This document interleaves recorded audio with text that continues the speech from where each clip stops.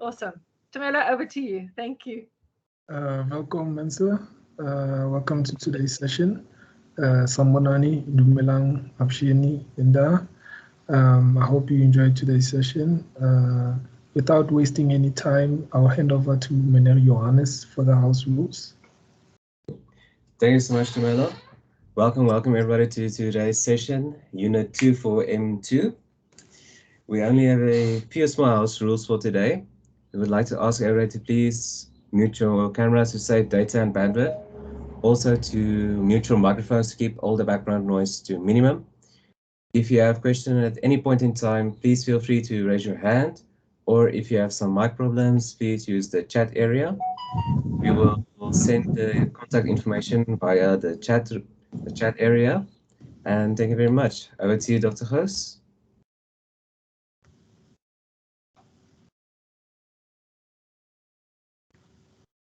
Awesome. There we go. All right. Yeah. All right. So today we're going to focus kind of on the color sensor. If you haven't yet completed M1, it's fine, but just know that there's kind of a missing part of your studies, but it's fine. So very welcome. I just want to confirm, when you connect a color sensor, there's a little lippy on here like that. All right, and you've got to press it down and press it out. One of the issues that the learners don't realize is this stays electronics. It might not look like the electronics, but it is electronics. So you do need to handle with care, and these wires as well. So when you put your wire in, it actually has to go click like that, okay? And when you want it out, you have to put the lip down and then you pull it out. One of the most heartbreaking things is when the learners put it in to click and put it in, and then, and I'm not going to do it because it just, and then just pull it out. That is not okay. And just a piece of totally useless information. This is not licorice, so please, not in the mouth and not to chew it. It's actually, it's a wire. All right. So that's my color sensor for today. The color sensor is a very powerful sensor that you attach to your robot. Remember, we're making the robot more reliable, and we are getting our programming fine-tuned. Yesterday and today we were doing sensors. It doesn't help measuring something that you're not going to use. All right. So when you actually measure with a color sensor, you need to make sure that what you're measuring, what you think you're measuring is actually what you're measuring, and also for what purpose. Okay. So a color sensor, if you mount it down, and it's usually only a little, like a pinky's length away from the surface. It's not, it must never be on the surface. It'll just be a little bit, you kind of just get your little baby finger underneath it.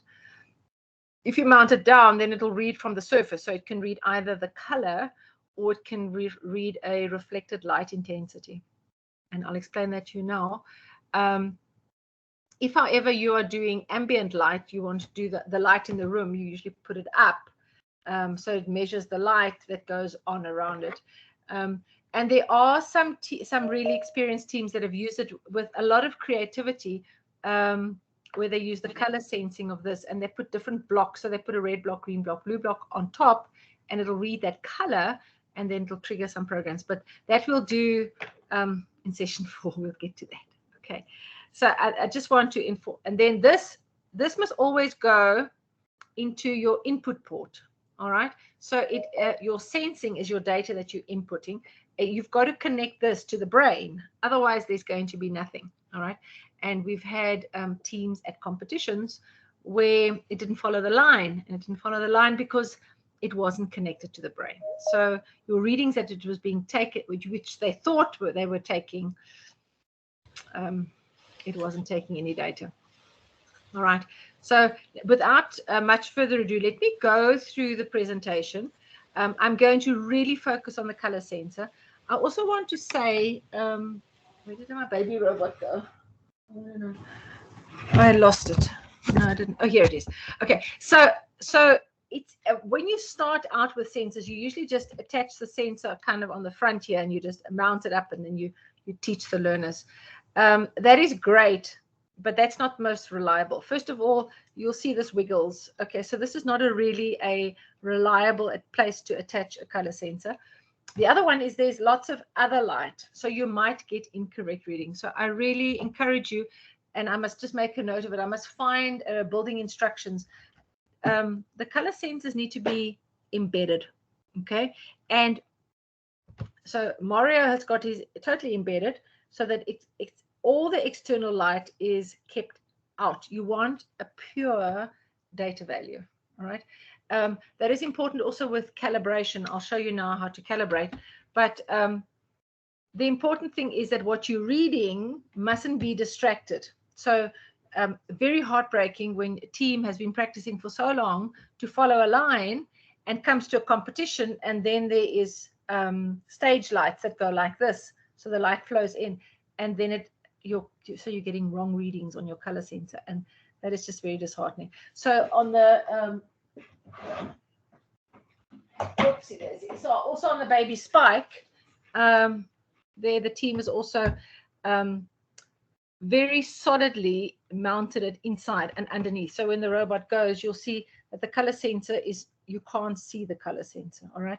It's got to stay at the bottom here. It's got a little, just for balancing, so that the robot doesn't go up, and when it moves, it's important that when it moves, it must stay steady, all right? So this little stay, let me show you quickly. There's two little brushings over here that keep the robot kind of level so it doesn't bounce around.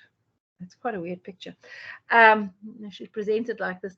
So there, and then the color sensors are underneath there, just to keep out all the, almost like the roaming light that's going to give you an incorrect reading. Okay. Okay. So let me quickly go through the presentation, and then we can always ask some questions. All right. So let me just open my session. It'll help, hey?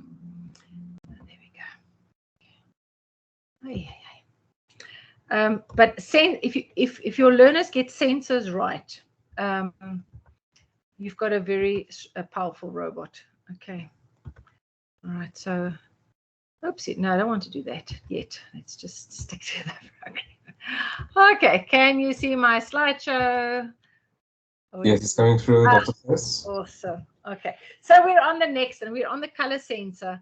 Really important that the color sensor is it's kind of set apart, so you can do the touch sensor is really great for bashing into walls and reversing into walls, and once the learners get that right, it's like, yes, that we understand that. And then ultrasonic, and then the color sensor. The next one would probably be maybe the gyro, but you'll need to think that through very carefully. All right. All right, and as always, this is our team that's here, and this is our session, and these are our navigation information. So please, we're on hand.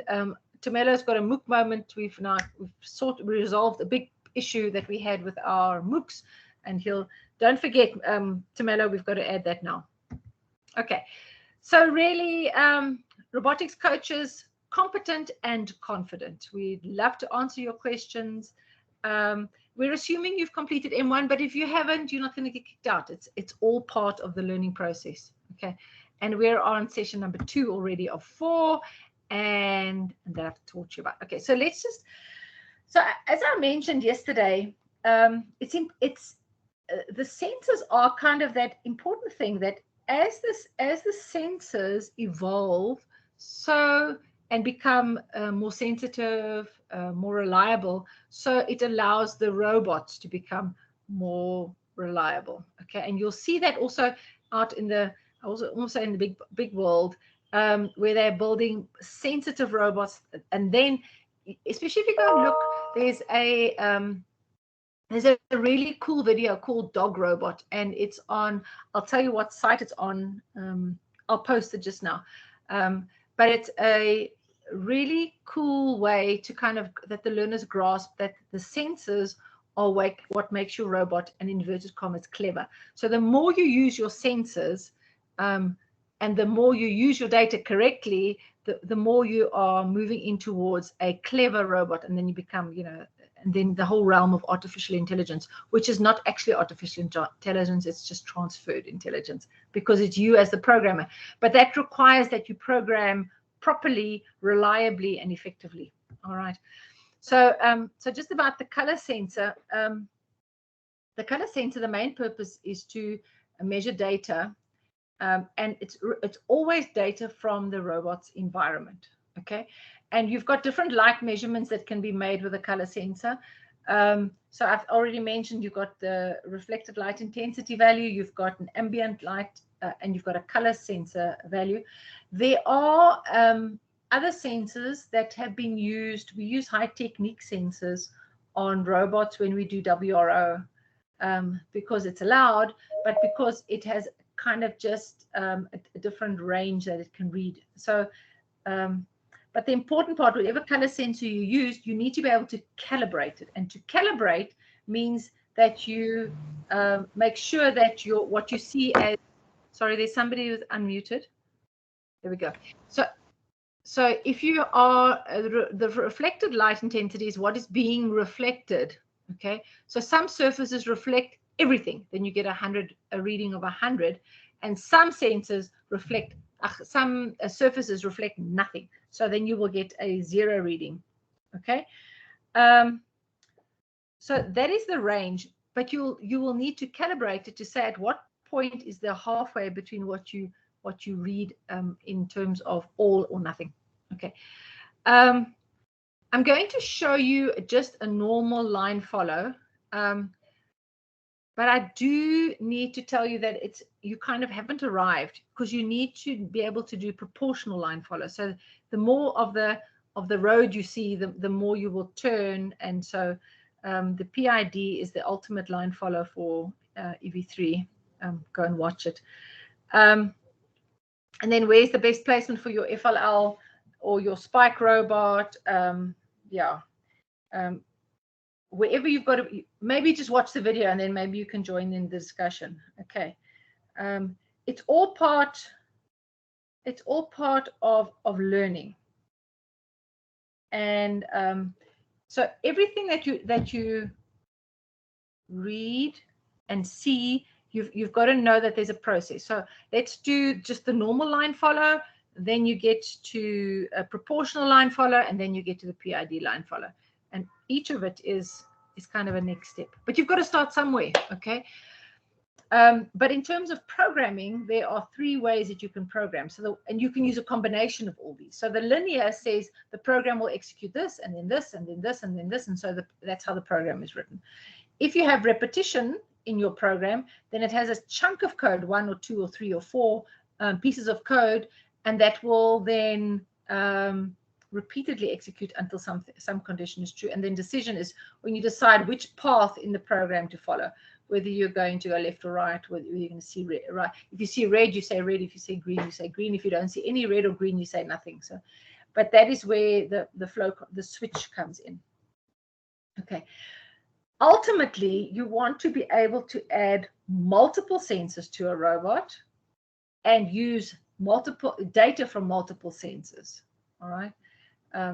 I really encourage you to do all the little snippets of coding that is required in this unit, and then so you kind of learn each of the parts. Okay, so we're going to attach the sensors. Oops, did we go too fast there? We're going to attach the sensors rigidly with connectors and with wires, and then you need to be able to program using the data from the sensor. Okay.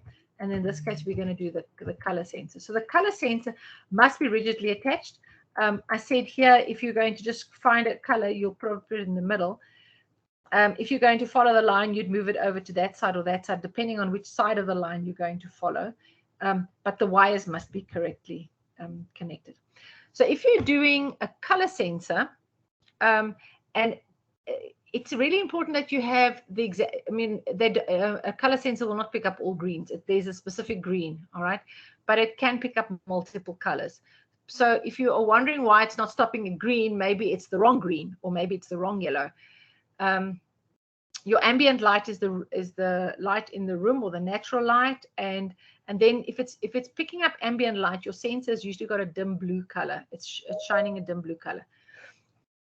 Reflected light intensity, and most of the videos on YouTube have got they talk about the RLI value, the RLI value. It's kind of one word. It's reflected light intensity, and so the reflected is what is reflected off the surface. Okay, so your sensor will shine a red light, a small red light, and what gets reflected. So if it's black or a very dark surface, nothing is going to be reflected. So your RLI value is 0. But if it's a very bright or white color, it's going to move towards the 100, which means most of the light has been reflected. Okay, and you can usually confirm this on the port view, and I'll show you now how we can do that. I'll show you now. All right. So I said you can trace it down when you're following the line or finding a color, but for up, you can put it onto when you are trying to detect the color kind of in the room. There must be connectors and there must be a wire. Okay. So if you had a color insulation on a white surface and you've got to find the line, okay, that's great. Okay. So you would have it facing down and you find the line and you can detect the color. Great. All right. If you're traveling too fast, you probably won't pick it up. Or if the color line that you're trying to find is too thin, you'll probably miss it. Okay, and it's a good experiment to do with your learners. Make them draw a ballpoint, like a red pen, a ballpoint red, and then see whether it picks up that red, and then see whether it maybe picks up insulation red, and maybe picks up a whole block of red, and then change the speeds, and then do some experiments. It's really a cool little experiment to do with a little bit of graphing. Okay, so your ambient light is usually the light in the room. But there must be no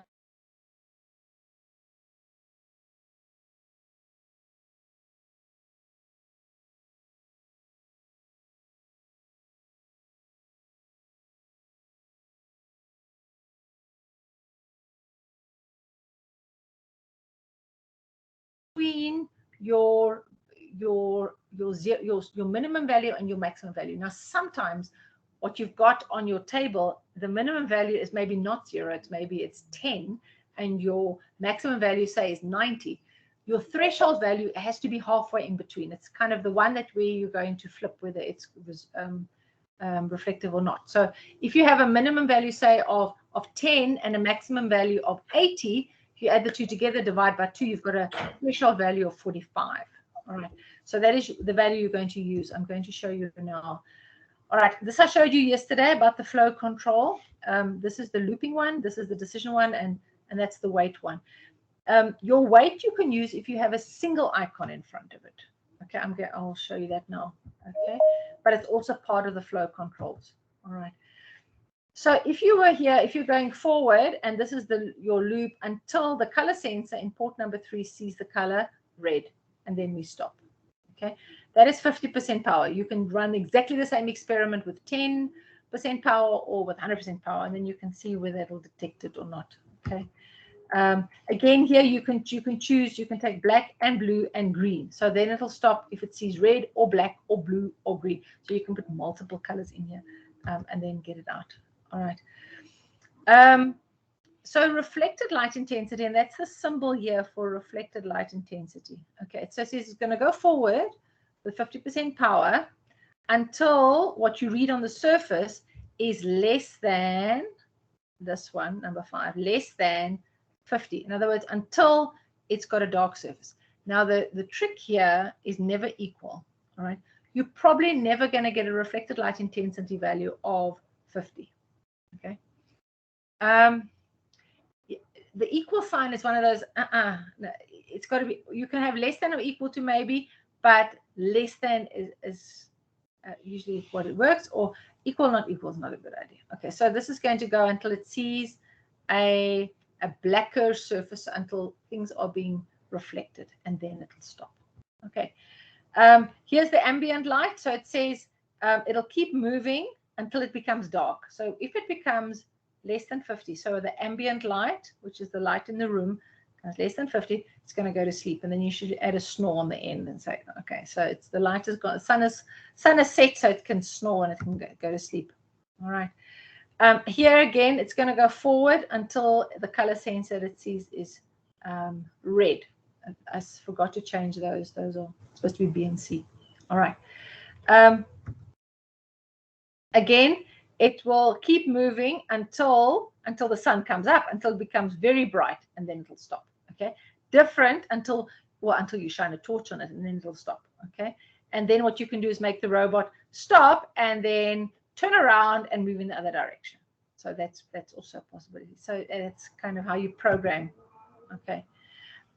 So here's the robot moving, and see, then I've got a weight in here. So I didn't use a loop, I just use a weight, because this weight refers only to one block before it. So in this case, it'll keep moving, okay, until what? Until the ambient light, there's ambient light, increases for 10, more than 10, okay, increases 10, then it'll stop, and it'll say hello.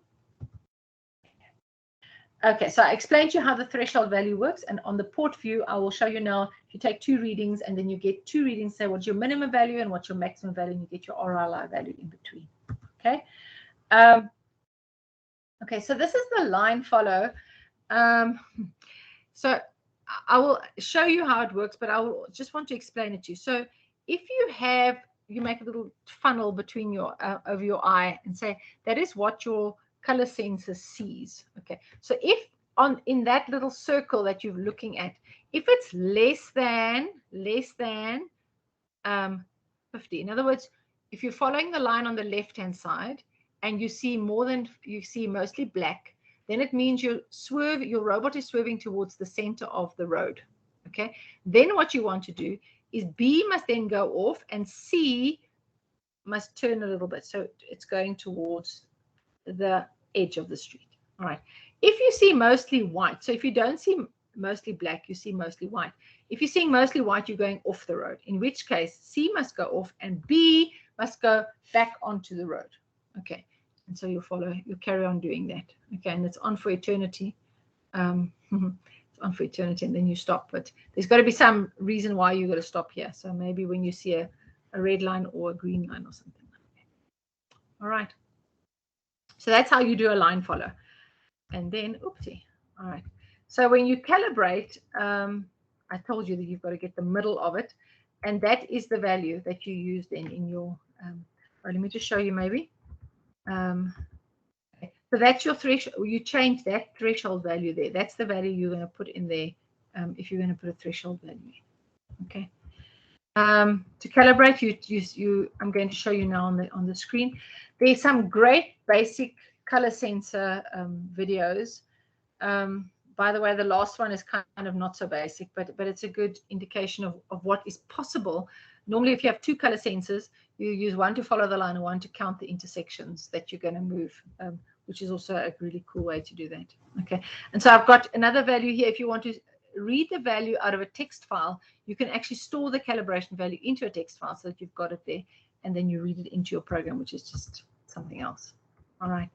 So I really encourage you to do the Unit 2 building activities and the programming activities, especially with a color sensor, because it is not that straightforward. It's but if you get it right, yay. If you get it right, then awesome, awesome, awesome. Okay. I want to, okay, so that's the end of my session. If there are, I want to quickly pause. Let me just quickly stop sharing.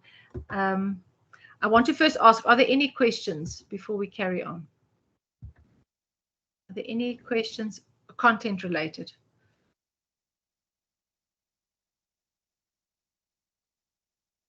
No questions so far. Gentlemen and ladies, kindly please raise your hands or feel free to unmute yourselves and ask any question regarding today's session.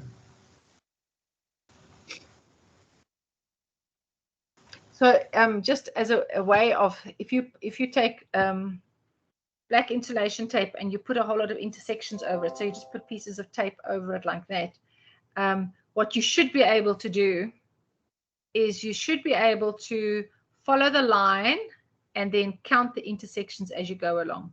And so that you have two sensors. On the one side, you're following the line, and on the other side, you're counting the intersection. So you will stop after 5 intersections or whatever. So that is where we're heading for. But I think for now, let's try and just find the red line, find the black line, and follow the line. I did say I wanted to show you quickly. Let me just quickly put this robot on. Dear old Mario. Okay, it takes a while to warm up, but I quickly want to show you some programming. Here we go, new program. Okay. There are no questions. Just want to see that it connects, so then we can show you. So I have to share, otherwise you can't see what I'm doing. Okay, so let's quickly share. Ah, goody. Okay, there you go. Oh, here comes the thunder as well. All right, so this is my screen. Let me just see whether old Mario is connected. There we go. All right. So what I wanted to show you is if you sorry, I've got cats lying all over the table as well. But let me just, so if you take a piece of white paper and you put it under your color sensors, I'm just going to one at a time. Oh, there's Mario. Okay. All right. So if you go to port view over here, so there I've got 2 medium motors and 2 large motors, and then I've got a color sensor in port number 3. Okay. Okay, port number 3. Okay, so if you look, I can't show you, but if you look underneath, it's got a little red light. So if I put it on a piece of white paper, it's got, you see, it's not quite white. Okay, so that's, now it's on black. Wait, let me just, okay, so if I put it on a black book, okay, then it goes to 4, 3, 5. Okay, and if I put it onto white, let me just put it onto white again. Okay, so there we go. With some of my writing. Okay, so you see the white value is 75. So it's not actually a, yeah, that's the value. So then the value, the white is 74, the black is 0. Okay, then, oh, no, yes.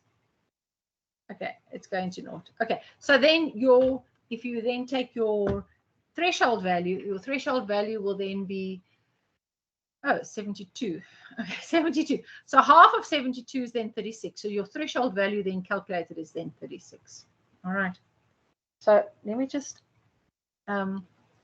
show you. If you're going to go, if you're going to follow the line, you're going to continue for a while to follow the line, and usually have a stopping condition. But let's just say you stop until there is something in front of you.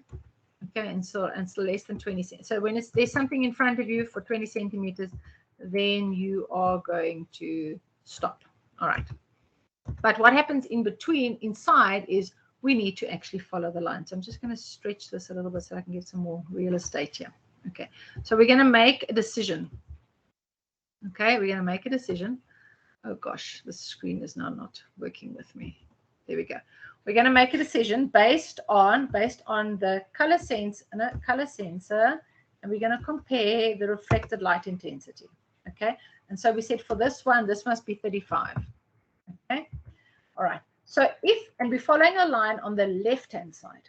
Okay, so if we are looking down through our little funnel and we see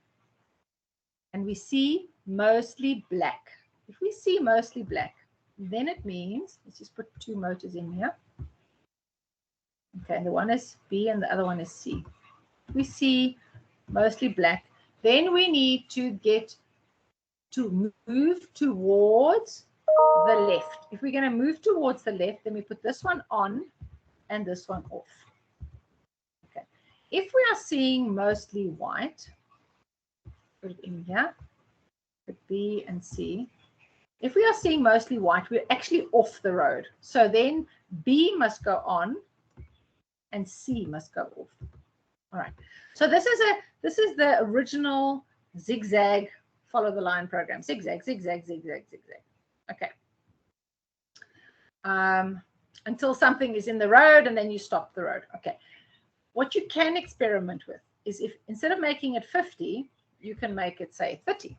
Okay, and then you get the learners to practice that and say, okay, so how does that impact on our follow the line? Okay, it's going to make less zigzag, and probably a little bit less, but it's still going to be, because remember, we're turning this motor off and this motor off, on, off, on, off, on, off. So then maybe if you put that on, but instead of putting it on, you put it to 10. So it's not quite stopping, but it's going really slowly. Okay, and then you get your learners maybe try that. And that's a good way of like just doing a little bit less zig and a little bit less zag. And so it'll become a little bit smoother. Once your students have got this tapped, then you can start moving on to a little bit more with the PIDs or the proportional line follows. Okay, so maybe I'll talk about that on Thursday, but I really need you to first understand this line follow program. If you are now saying, okay, we're not going to follow a line on the left-hand side, for some reason you want to follow the line on the right-hand side, then you'll need to change these values. Okay, then you're going to control them, but I'm not going to do it for you. I want you to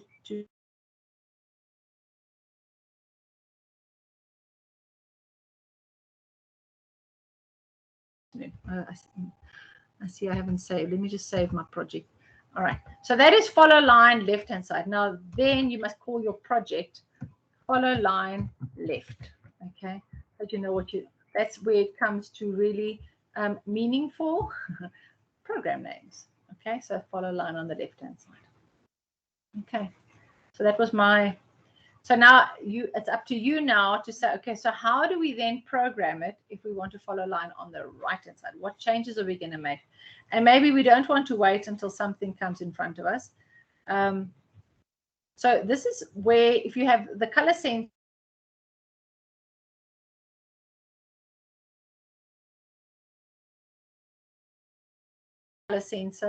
which has got to find a reason or maybe a touch sensor. Maybe a touch sensor will bump into something and then it'll stop. Okay, maybe bumped, even just bumped. And as soon as you bump something, then it will stop. I think the ultrasonic might be more reliable in this case, so you don't quite bump into it, but that's possible. Okay, and then, yeah. Okay, so this is follow line on the left-hand side, and your homework is then to follow line on the right-hand side, and then to make it. I'll get this Mario to go on the left-hand side of a road. I'll set it up for tomorrow. Okay. Okay. Oopsie. Oopsie. Let me just unplug my laptop very quickly. While on that note, anyone who has a question, can you please feel free to unmute yourself or go in on the chat box. I see Palisa said on the chat box, I would like to know how do we attach the link and the video on a assessment template for M1? Sorry, I didn't hear the question. What did you say? Palisa is asking how does she attach the link and the video on an assessment template for M1? Okay, so if you go into your portfolio document, you can type in anything there. If you want to add a video, then you must upload it to YouTube and then just provide the link within the document. And just 1 minute. I'm going to stop sharing here quickly. So what you can do is, okay. So what you can do is when you submit your, sorry, does Palisa want to know where you must upload your portfolio? She said on the assessment template for M1.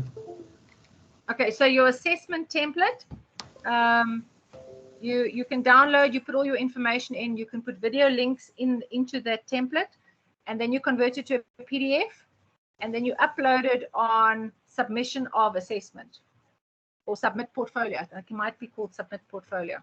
It's one of the tabs on the left-hand side. Yeah. All right. That was the only question so far. That's the only question. Are we good? So far, so good, yes. Good.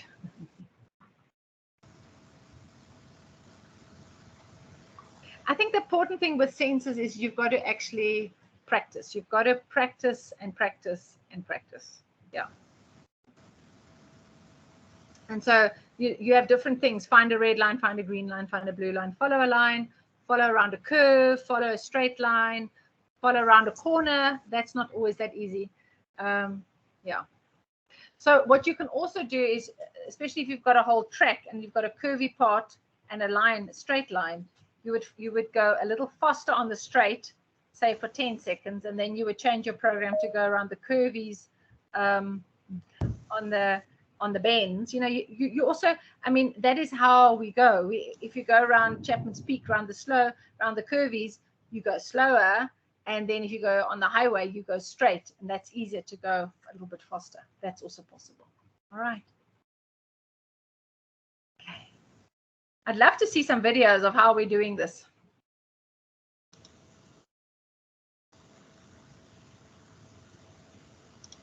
Anybody else? No more comments. Tumelo, would you like to just address the problem with the that we had with the MOOC portal? I would like to first find out whether is everyone registered for the MOOC portal? Okay, you want to set up your little poll? Yes. Okay, so Tumelo's going to ask you a couple of questions. Cool.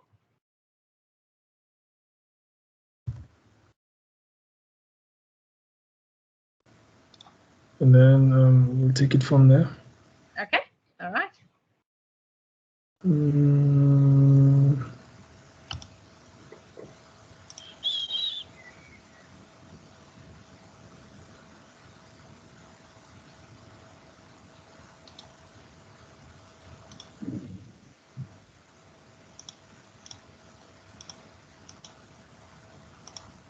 Okay, where are you, Cabello? So, yeah. Okay, there's our thing. Are you registered for the MOOC portal? Please answer and submit your vote. So far it's the three of us. I see. Oh.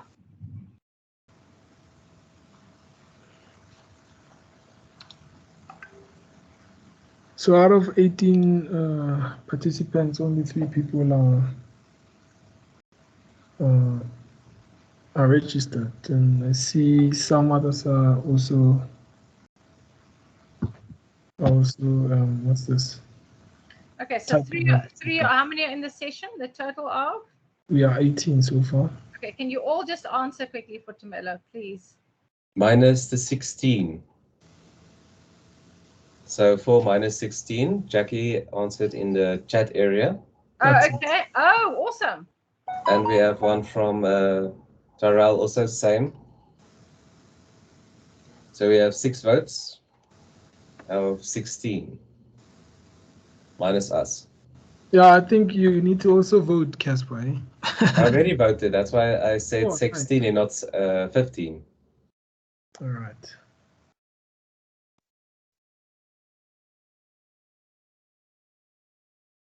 I see Ntombi Zandile Ndlovu says yes, registered last year but didn't complete. This is a second chance, yeah? Yeah, absolutely. Second chance. Let's go. Sure.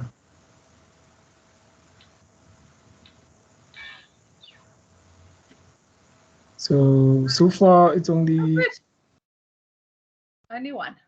I see the chat box is going up, but in terms of voting, no one has indicated yet.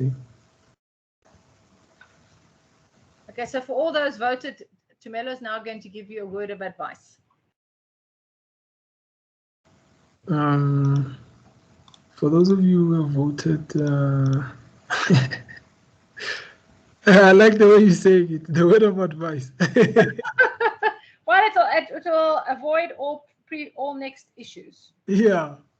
To avoid any technical glitches or that you might experience. So if you are completing a multiple choice question, you might see this kind of a page where it says, it just shows you this error. So when you see this error, please don't don't panic. That's the word. Don't panic. So what you simply need to do, you simply need to go to your browser, and then you go to your right tab on the three dots on your settings. Then you go to history, and then you just clear your history or your clearchi. And then from there, when you log in and go back to your M2 or M1 and go to the relevant unit, the one that you are battling with, immediately when you're done submitting, or when you are done with, for example, with this one, when you are done, oh, okay, let me just go through this. So this is unit 1 of Robotics M2. So under unit 1, when you go to M2 underscore unit 1A underscore build EV3, when you click on it, please don't forget to honor the pledge, meaning I will neither give nor receive aid on this assessment. And then you click on begin assessment, because immediately when you just click on begin assessment, this is an error page that you will see here, which will indicate that you must agree to honor the pledge by checking the box next to the honor pledge statement to begin. And you say okay, meaning this is required. So when you click there and say begin assessment, for example here, when you're done, for example, clicking, let's say here, then you say next. This should be fine. But usually when you don't see another question coming after you have clicked here and say next, this will be one of the pages that you might see. So if you see this page, like I said, don't panic, just go to your settings, go to the history and clear the cache, and then all should be well. Then try again. I hope that covers everything. Perfect, Miller. Perfect. There we go. Okay, so also just another thing, there are various assignments and assessments left from over the years. So don't get confused with a grade book. You just need to have a result for one unit, for one quiz for each unit when you submit your portfolio. All right.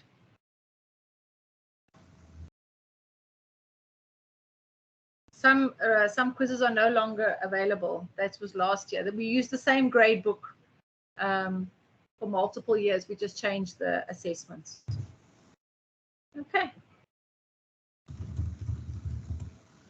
Are we good? Yes. All right. Okay, so Cabello hasn't joined us yet. He's really struggling. Sorry, I see on the chat who's finding it a bit confusing. Jackie. Yeah. Hi. Hi, Jackie. Yes. Hi. Last year I thought I had completed the MOOC 2. Obviously I had missed some things out. Now, when I go to the gradebook, I can see quite a few things are ticked from 2021. Does that mean I can take those as having been completed, or do we have to redo everything?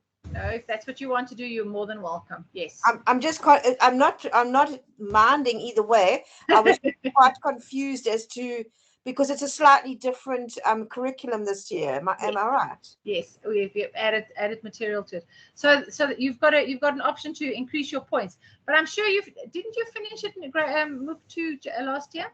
I did, but it's not showing. But when I go into it this year, because the MOOC 1 it shows done, MOOC 2 it doesn't show as having been completed, but it was completed last year. Okay, let me just follow up on that one. Let me just get hold of Anzani. Let me see. Okay. All right. Thank you. Okie dokie. All right. Okay then. Let's resolve this issue now. Okay. Thank you. Okay. All right. Let's resolve that issue. What we've also done now for this year is that you have unlimited number of attempts on the MOOCs quizzes. But once you've submitted your portfolio, that's it. Okay. All right. We're having a good session. Maybe let's see some line follow programs tomorrow. If you've got a robot built and you want to do some line following, that'll be awesome. I need to clear the cats off my robot table, and then we'll let my robot do some movements tomorrow. Okay. Tumelo, would you like to close the session for us? Yes, I would like to close the session. Thank you so much. Gentlemen and ladies, thank you so much for being part of today's session. For those of you who couldn't attend today's session, I hope the recording was fruitful. And for those of you who are part of the session, thank you so much. And please don't hesitate to email us on i-set@unisa.ac.za for any general queries. It's best that you include on the subject line, for example, if it's iSet Robotics M2 questions that are related to color sensor, just include it there on the subject line so that it's much easier for us to send it to the relevant individual. For example, if it's for the MOOC portal, it will be much easier for me to attend to it as well. But otherwise, it's a happy Tuesday, and thank you so much to everyone who participated. All the best and tot ziens, mensen.